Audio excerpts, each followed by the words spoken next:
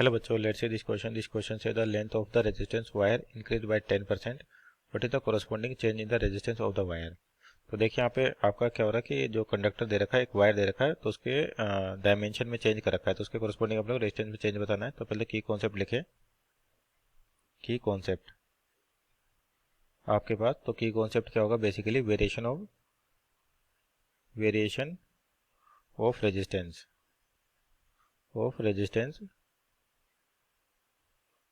according to dimensions,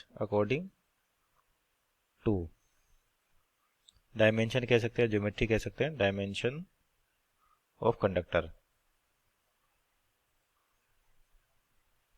तो आपका जो रेजिस्टेंस होता है बेसिकली क्या फॉर्म होता है उसका, R equal to rho L by A, R equal to rho L by A, जहाँ पे रो रेजिस्टिविटी, एल लेंथ होगी और ए हो गया एरिया। तो एरिया को कैसे अपन पाई आर स्क्वायर। तो अब देखिए यहाँ पर तो बेसिकली जो लेंथ है उसको कितना इंक्रीज कर दे, 10% इंक्रीज किया। मान लेते हैं इनिशियल लेंथ L1, इसकी वैल्यू अपन ले लेते हैं L ले लेते हैं, और जो फाइनल लेंथ हो जाएगी आपको L2 10% इंक्रीज होगी। इसका मतलब क्या होगा, 1.1 L हो जाएगी आपके पास। 10% इंक्रीमेंट का मतलब क्या है, 1.1 L। कैसे लिखा जाता है, और इनिशियल लेंथ प्लस कितना परसेंट इंक्रीज हो रहा है, 10%, यानी कि 10% मीन्स 10/100 इंटू L। तो ये नई लेंथ हो जाएगी आपके पास L2, जो कितनी आएगी, 1.1 L। अब यहाँ पे लेंथ वेरी करेगी तो फिक्स है कि आपका जो डायमेंशन यानी कि उसकी रेडियस की बात करें तो वो वेरी करेगी। किस तरीके से वेरी करेगी, तो उसका वेरिएशन देखिए आपके पास होगा क्या कि दोनों का मास क्या रहेगा, चाहे वायर इनिशियल जो मास था फाइनल भी आपका मास सेम रहेगा। तो अपन कह सकते हैं इनिशियल मास इक्वल टू क्या होगा, फाइनल मास। और मास की लिखा था डेंसिटी इंटू वॉल्यूम से, तो डेंसिटी और वॉल्यूम क्या हो जाएगा, एरिया इंटू लेंथ। तो A1 L1 बराबर क्या हो जाएगा, डेंसिटी आपके पास सेम है क्योंकि सेम मेटल है, तो A2 L2।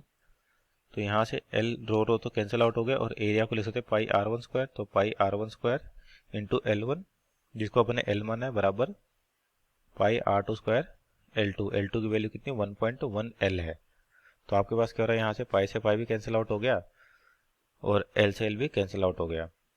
तो इसका मतलब R1 स्क्वायर जो है वो किसके बराबर है, 1.1 R2 स्क्वायर के। तो एक रिलेशन आपके पास ये आ गया।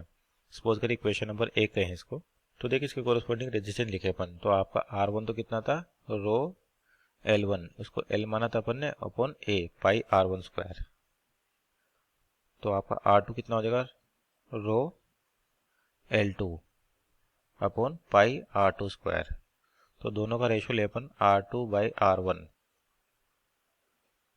कितना हो जाएगा, पाई पाई कांस्टेंट अब कैंसिल आउट हो जाएंगी। R2 की वैल्यू यानी कि L2 कितना था, 1.1 L divide by R2 square. Pi cancel out हो जाएगा, रो कैंसिल आउट हो जाएगा आपके पास। तो यहाँ से क्या बचेगा, और इनटू में आपके पास L और ये R1 स्क्वायर ऊपर चल जाएगा। तो L से L भी कैंसिल आउट हो जाएगा आपके पास। तो केवल कितना रहेगा, 1.1 R1 square upon R2 square. तो अपने को चाहिए परसेंटेज चेंज। तो परसेंटेज चेंज कैसे लिखेंगे अपन, R2 minus R1 divide by R1 into 100। तो R2 की वैल्यू और R1 यानी कि इसको मान लीजिए ऊपर नीचे R1 से डिवाइड कर दे, तो बचेगा कितना, R2 upon R1 minus R1 minus 1 into 100। तो यहाँ पे रेशियो जो है आपके पास R2 और R1 का, इनकी वैल्यू देखें कि आपका R1 R2 क्या था कि R1 स्क्वायर है कितना, 1.1 R2 के बराबर। तो यहाँ से लिख सकते हैं इसको फर्दर अपन 1.1 R2 की वैल्यू क्या है, 1.1 टाइम्स R2 स्क्वायर। तो 1.1 टाइम्स R2 स्क्वायर, तो R2 कैंसिल आउट हो जाएगा। तो ये हो जाएगा R2 अपन R1 का रेशियो यानी कि 1.1 इंटू 1.1 यानी कि 121। तो 1.21 ये हो जाएगा, और माइनस 1 इंटू 100 तो चेंज आ रहा है आपके पास 0.21 इंटू 100 यानी कि 21% का। So this over final answer. Option check करें अपन, तो ऑप्शन नंबर सी इसका राइट आंसर होगा। Hope you understood well, best of luck.